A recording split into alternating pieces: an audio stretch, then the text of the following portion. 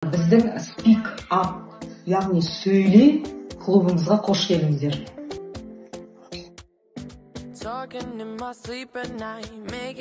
Енді ағылшын тілі негізінде қазақ тілге қарағанда күрделілеу, түсіп қалып оқылады. Кейбірі екі қос әріптің бірігуінен басқа дыбысқа беріп кетеді. Сондықтан ағылшын тілі соның 508 мыңы ағылшын тілінде сөйлейді екен.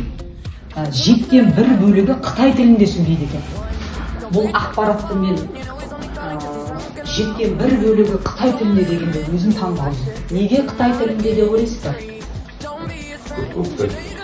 Себебі Қытай нарығында бизнес, экономика нарығы шарықтап тұр, барлық техника, смартфондар, Қытайда тілі, испан тілі, Қытай тілі, орыс тілі және француз тілі.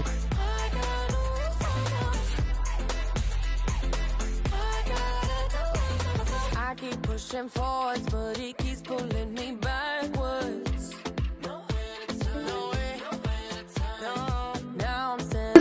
A1 деңгейден бастаймыз, ол beginner деп аталады. Яғни бастапқы деңгей.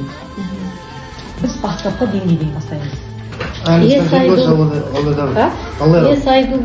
Да. Do you speak English? Яғни do, бірақ айтып бермек, мен әр сабақты осы кітаппен өткізсек деп отырмын да. Мысалы, бастапқы негізгі бөлімі алфавиттен, санаудан,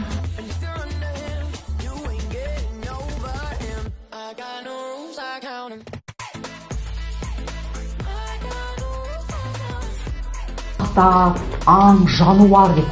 Ал ағылшын тілінде мына тілді екі тістің ортасынан шығару керек қой. Мысалы, з деген. This, көрдіңіз бе, уже з басқаша естіледі ағылшыншада. Болып кетеді. Мысалы, м, а, п болатын болса, уже map деп оқылады. Карта, map. Таза а деген Мүлдем өзгеріп кетеді.